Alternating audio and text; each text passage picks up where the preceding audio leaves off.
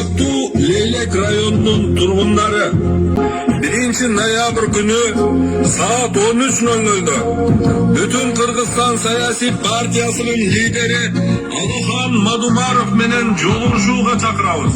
Jolugушуу İsfana şaharının Gorgorduk ayantında ötөт.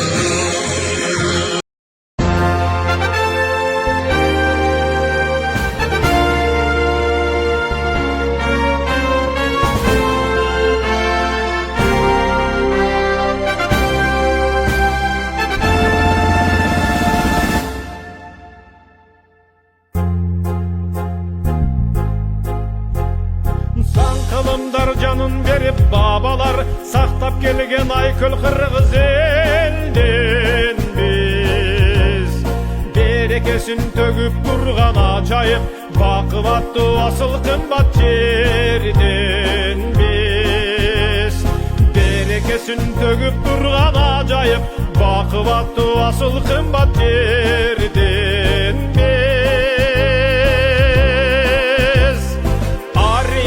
bekem karmak urpağın atalardı saklap gelgen orasın ardaktalıp törümüzde tul bolup aksakaldar bata berip kubansın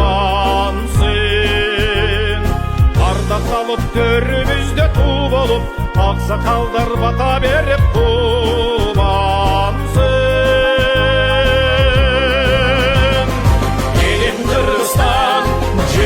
Kırgızstan, yıldızlardın jarık çolpodu.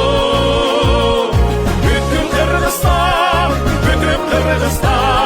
ıntımaktın beken ordonu. Intımaktın beken, birimdikkin beken, ıntımaktın beken ordonu. Öz gündügün birimdikte kötörüp, өлкөбүздү гүлдөтөбүздү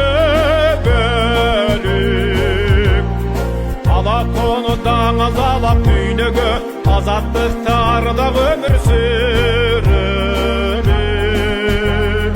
Ala konudan azalap düynögö azatlıkta arıda ömür sürülür